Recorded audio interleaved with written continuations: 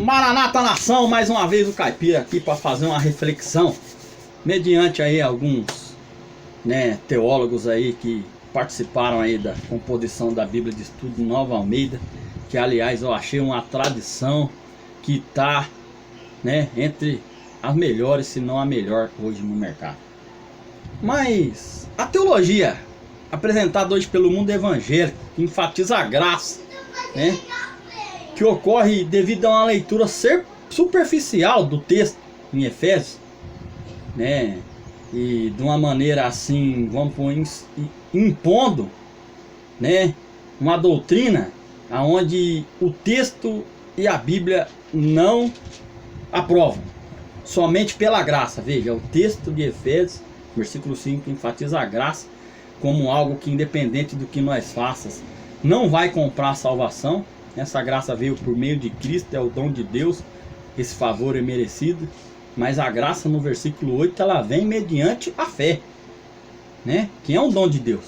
Agora a palavra fé, que vem do hebraico emuná, fidelidade, firmeza, ao Deus de Israel, ela é apresentada no capítulo 2 aos gentios, que são, a palavra gentil se refere a pagãos, ao povo não israelita, que não conhecia o Deus de Israel, que se converte e abandonam todas aquelas práticas por ele antes feitas, mediante a falta de conhecimento dos propósitos de Deus.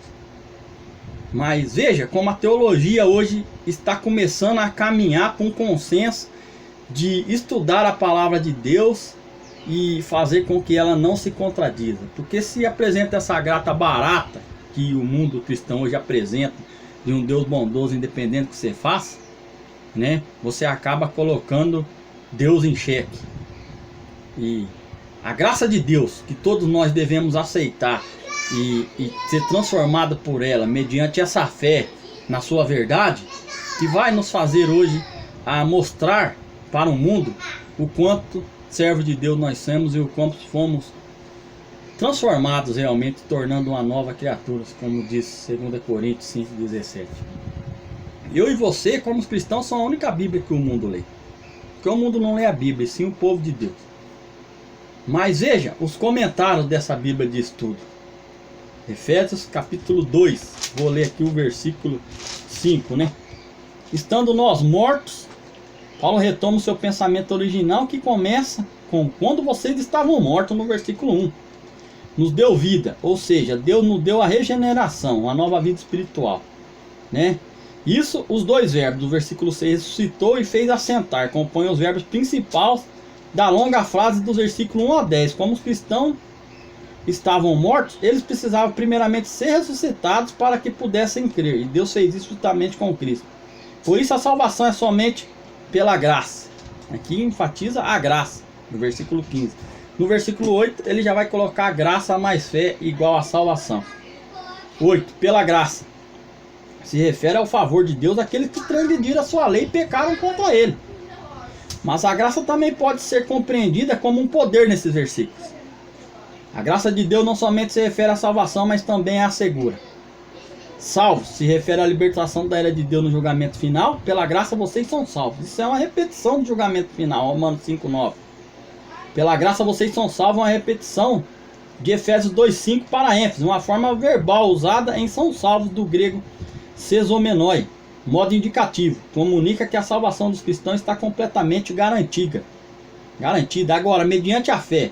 A fé é a confiança e a certeza em Cristo Jesus, e é o único meio pelo qual alguém pode obter a salvação.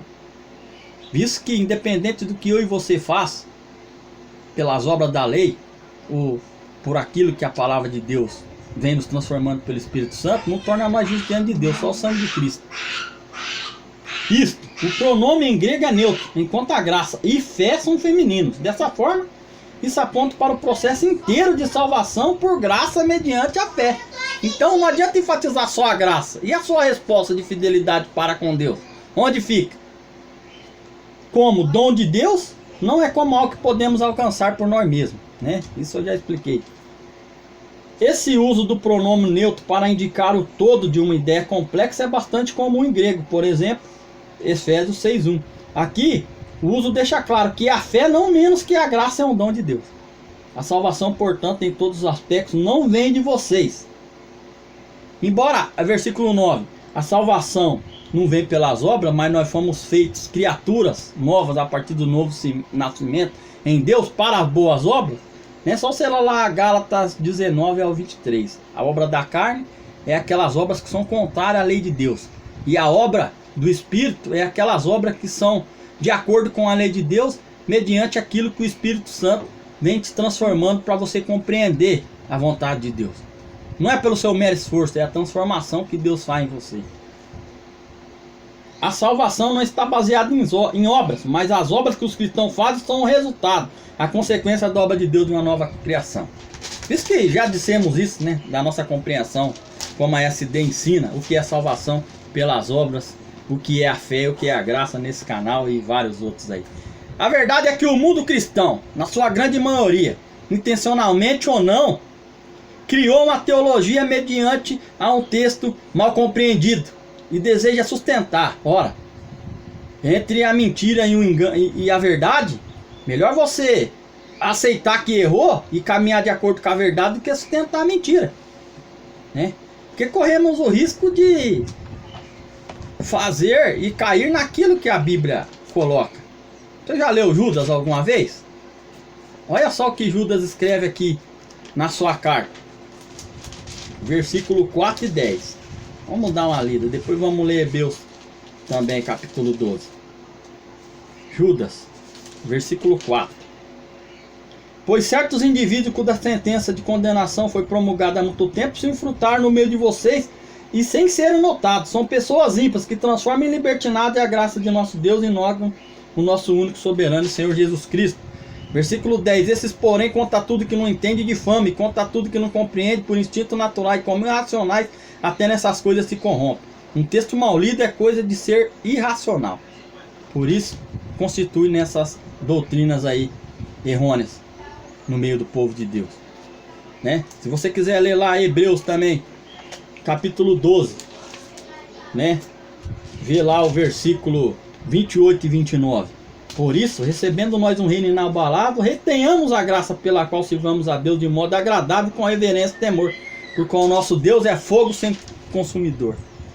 O sábio já disse: tema a Deus e guarde os seus mandamentos. Um abraço a você.